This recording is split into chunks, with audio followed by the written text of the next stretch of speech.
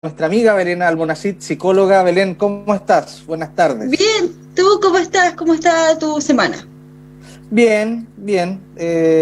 Algo monótona porque todavía no se pueden hacer muchas actividades fuera de casa, solamente lo que No. puede ser el patio, el antejardín y de vuelta a la casa.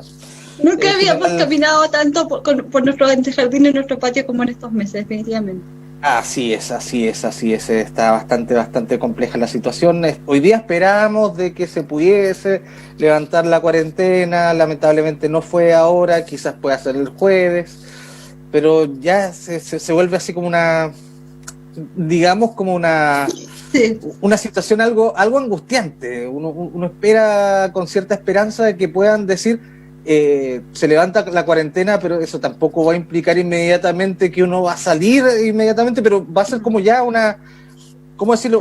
Una La luz carga de menos. esperanza, sí. Claro, pero una carga menos de no tener la posibilidad de salir libremente. A eso me refiero, quizás Es verdad. hasta esa misma situación, porque en mi caso particular no soy de ir a trotar, de salir a correr o caminar, soy más bien casero, pero la situación de estar particularmente confinado de manera, digamos, por ley, es angustiante. Es que ese es el tema, quizás nosotros los magallánicos, y lo somos bien de tener rutinas dentro del hogar, no somos de andar muy afuera por el clima, por los horarios de trabajo, por todo, pero perder esa sensación de decidir si quiero salir o no, eso es lo complejo, porque por último podemos quedarnos en la casa, pero por opción personal, no por algo que sea impuesto en cierta forma. Entonces eso es lo complicado y lo difícil de manejar. Claro que sí, y bueno, Belén, respecto a eso íbamos a conversar hoy día sobre lo que es el síndrome del cuidador, pero en Sí. tiempos de pandemia, porque generalmente el tema del síndrome del cuidador, de esta persona, esta figura que sacrifica mucho de su tiempo y de su esfuerzo por un tercero, que generalmente siempre se ve que es un adulto mayor, que generalmente tiene sus capacidades limitadas. Ahora se ha visto el síndrome del cuidador, pero a todo evento en el Permanente. sentido permanente, que también no es solamente respecto a eso, sino también el cuidador tiene que estar a cargo de los niños, que antes el trabajador se iba primero iba a dejar al niño al jardín o al colegio, cumplía su rutina laboral y retomaba su vida laboral pasada las 4, 5, 6 de la tarde según el horario, en fin. Pero ahora la convivencia del cuidador, de hacerse cargo del hogar, es permanente y debe ser una situación bastante compleja. Es complicado porque como decías tú, bueno, ya de hecho el síndrome del cuidador para la persona que cuida una persona que se encuentra enferma, delicada de salud o postrada, ya es agotador. De hecho hay un síndrome que se denomina en psicología el síndrome del cuidador, que es el desgaste propio que tiene la persona que está a cargo del cuidado de otra persona. Y todo lo que implica eso, porque pierde este espacio personal, pierde la libertad del tiempo, tu tiempo depende de otra persona, entonces todo eso es complejo y obviamente no hay pausa, no hay vacaciones, no hay momentos libres, sino que es un trabajo 100% dedicado y eso crea un agotamiento emocional y físico bastante importante. Ahora, si lo llevamos al cuidador generalizado, que es lo que se está viviendo ahora, es mucho más complejo, porque como dices tú, casi la mayoría de nosotros, por no decir a todos nosotros, nos cambió la rutina, estamos todo el día en la casa, estamos al cuidado de los niños, los que tienen niños, y con muchas otras responsabilidades también que se han tenido que readaptar y asumir de una manera nueva, pero con el cuidado de los niños, el teletrabajo, el estudio, etcétera. Perfecto, bien, y como te comentaba anteriormente, en el bloque anterior estuvimos en contacto con la Seremi de Desarrollo Social, Liz Casarueda, y también con la Seremi de las Culturas y las Artes, Caterina Ibacache. Ellas están mostrando una iniciativa que tienen en conjunto y que a mí me pareció bastante interesante como forma de canalizar las actividades de los niños, esto en particular, y reforzamiento de una situación, digamos, una convocatoria bastante particular. Se invita a los niños entre 4 y 14 años a compartir un video, que seguramente lo van a hacer en compañía de sus papás y también requiere de la autorización de los mayores, en el cual ellos muestran las actividades que están haciendo en pandemia. Y se les da un refuerzo positivo, entiendo yo. Ahí tú eres la profesional, tú me puedes explicar mejor cómo funciona esto, porque ellos van a mostrar estos videos respecto a las actividades que están realizando ahora, digamos, deportivas dentro del hogar, artísticas, quizás cantando, tocando algún instrumento, quizás los más culinarios cocinando galletitas en compañía de la abuela, etcétera. Si nos pudieses comentar respecto del reforzamiento de esas acciones para que los mayores, digamos, puedan tener más espacio para poder desarrollarse, o en fin, de qué manera se pueden canalizar las actividades dentro del hogar para que todos puedan realizar sus actividades y tanto los padres como también otros adultos de la casa puedan, digamos, estructurar sus espacios y poder funcionar en relativa normalidad. Tan manoseado que está ese término de la normalidad. Sí, están ocupados actualmente, sí. Armonía familiar. Sí. En el fondo, claro, como dices tú, la significación positiva es muy importante. Los niños van a poder y los jóvenes van a poder hablar y manifestar de alguna forma, puede ser a través de un video, un cuento, una actividad que realicen, cómo vivió esta pandemia y darle una significación positiva. Pienso que toda la carga informativa y toda la carga social y emocional de la pandemia ha sido mayoritariamente negativa, siempre con un contexto negativo acompañado de...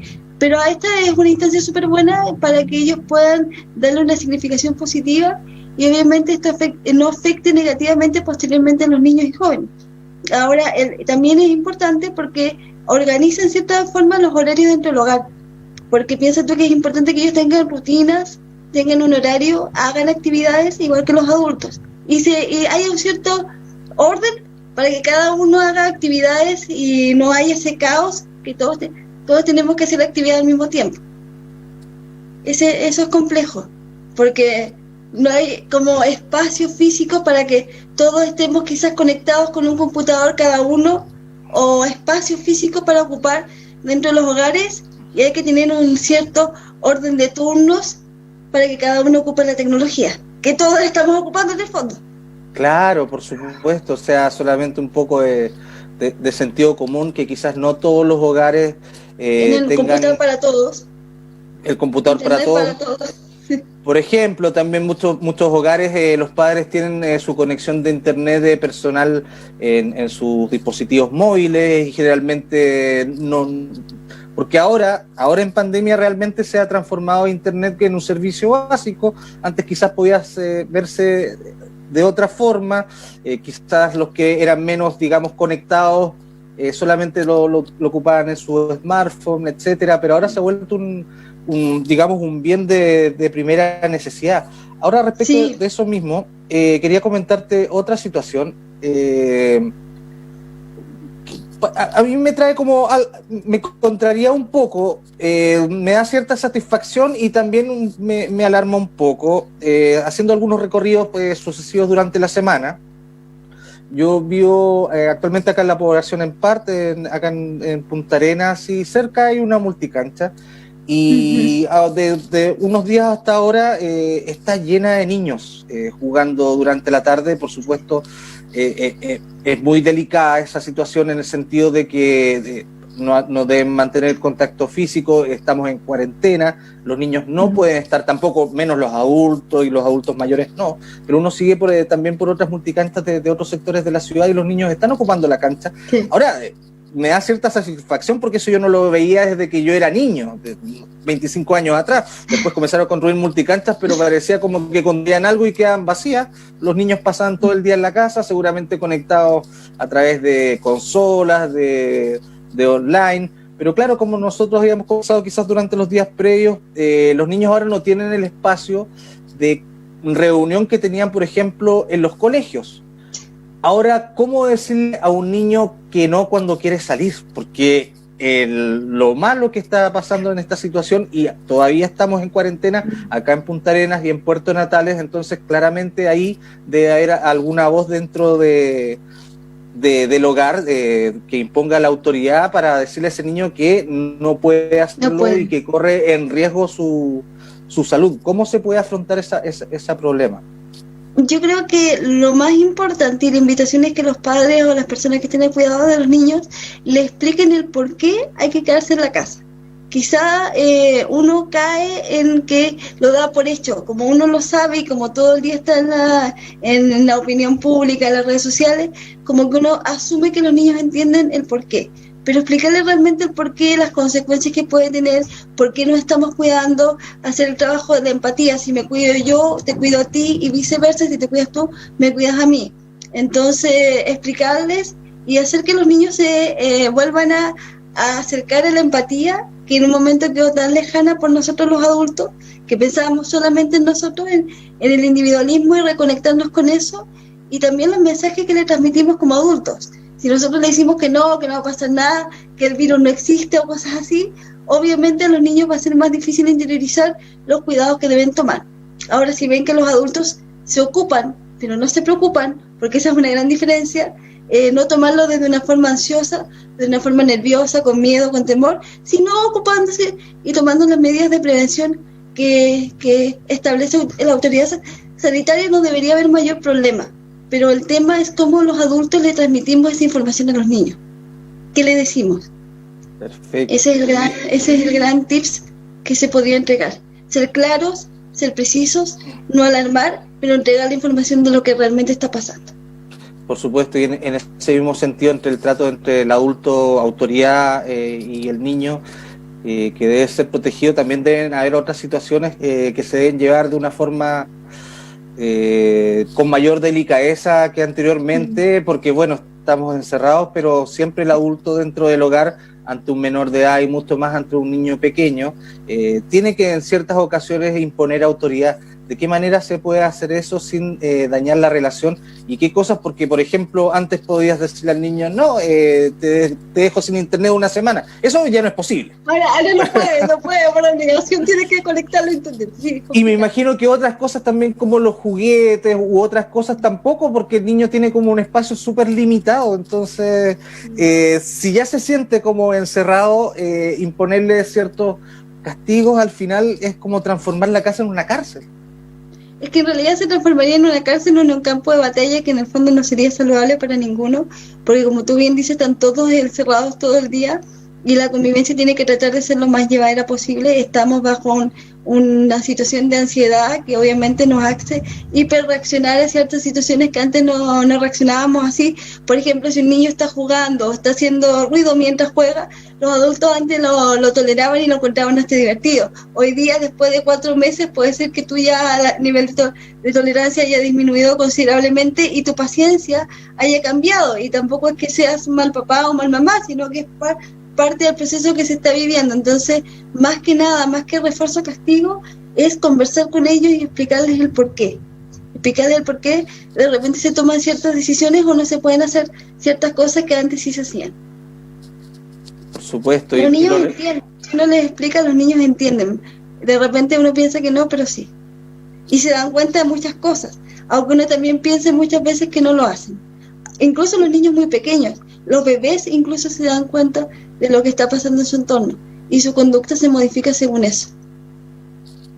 Perfecto, entonces igual ahí tener un poco de criterio respecto de cuáles son los refuerzos y digamos y también las correcciones, porque no son tiempos normales y también, bueno, como los adultos también andan en una situación que, como tú decías, como con la tolerancia más gastada, quizás con episodios de irritabilidad más continuos, que antes quizás crisis de angustia también se ha visto mucho. Crisis de angustia, crisis de pánico, crisis de ansiedad. Se ha consultado mucho salud mental por eso. Sí, de hecho, quería consultarte respecto de eso. ¿Cómo yo puedo detectar, antes de acudir a una voz profesional, que estoy sufriendo de estos episodios? ¿A qué síntomas debo estar atento para autodiagnosticarme previo, antes de consultarle a un profesional de la psicología o a quien se debe derivar correctamente, por episodios de ansiedad, por episodios de angustia? Bueno, lo más importante es ver ciertos síntomas que uno a veces tiende a normalizar, como por ejemplo temas de insomnio que lo hemos hablado en capítulos anteriores, cuando no estás teniendo un sueño reparador o cuando te despiertas muchas veces en la noche, cuando te cuesta conciliar el sueño, tener una angustia excesiva o miedo excesivo a rodearte con muchas personas o a salir a la calle. Cosa que también se está viviendo ahora producto de la pandemia, pero cuando ya es excesivo hay que poner ciertas señales de alarma. Cuando sientes sudoración, palpitación excesiva, sensación como que te vas a desmayar o que te falta el aire, también es un síntoma de alerta. Lo más característico de la crisis de pánico o la crisis de angustia, que las personas lo escriben como que sienten que se van a morir. Esa es la sensación, como que te falta el aire, te va a pasar algo y te vas a morir. Y es una desesperación incontrolable, algo que tú no puedes controlar. Te dan ganas de salir corriendo y escapar. Perfecto, y ahora quería consultarte respecto bueno, tú dijiste que es muy importante el sueño reparador, y ahora también conversamos previamente de que hay una cosa que se llama Netflix, Sí. también YouTube, etcétera, distintas plataformas que cuando influye. salen algunos estrenos y nos quedamos pegados viendo alguna serie porque queremos ver los 10 capítulos lo antes posible para que nadie nos cuente nada. Y quedamos hasta las 3, 4 de la mañana, ¿ya? Entonces, No voy a hacer spoiler, tranquilo. no sea spoiler, porque eso es peor, eso desata crisis de amistad. Sí. Ya, pero en general... no voy a decir nada, no voy a adelantar nada. No diga nada más. Bueno, la cosa es que en ese caso claramente uno entra quizás a desordenar el sueño, pero de una forma, digamos, no... de una forma voluntaria, pero de una forma voluntaria. Sí. Yo quiero quedarme viendo la película y quizás ahí yo me desordeno. Eso es nocivo, quizás no tiene trascendencia, o tengo que ponerle atención a otros trastornos del sueño. O sea, cuando el trastorno del sueño no es voluntario, es complejo. Cuando tú te quedas viendo una serie porque tú decidiste quedarte viendo la serie, obviamente es una distracción y te va a ayudar en cierta parte, pero no tiene que ser repetitivo en el tiempo, cosa que se haga un hábito y pase a ser un trastorno de sueño. Cuando ya te quedas todos los días es como más complejo, en cambio... si es digamos que se está transformando en una patología moderna. Claro. Cada 2 semanas están estrenando una serie de 10 capítulos y... Sorry, hay que verla. Sí, pero la idea es que, claro, uno trate de regular y ver ciertos capítulos y dormir. Es complicado, es súper complicado, porque eso te va metiendo en la historia y uno quiere saber y terminar el tiro de temporada, pero tratar de ordenarse entre lo que uno puede y tratar de que eso no se haga un hábito para que lo pase a hacer un trastorno de sueño. Por supuesto. Pero también ayuda para distraerse y relajarse. O sea, también no, por supuesto, pero es que uno de repente agarra esa situación de agarrar la maratón apenas la estrena, porque sabe que hay amigas que son spoiler.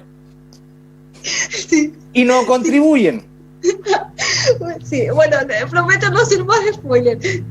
Cuando me digas de una serie, no te voy a adelantar nada, no te preocupes. Perfecto, entonces dejémoslo hasta acá nomás, Belén. Belén Almonacid, psicóloga, un abrazo gigante y seguimos conversando la próxima semana. Sí, seguimos conversando. A todos que se cuiden, que tengamos paciencia. Sé que tenemos que sacar paciencia ya de donde no nos queda, pero ánimo y paciencia que ya pronto esto va a terminar, y lo más importante es que tenemos que cuidarnos para cuidar a nosotros mismos y a nuestros seres queridos y a nuestro entorno. Abrazo, Belén, muchas gracias y nosotros nos despedimos hasta mañana.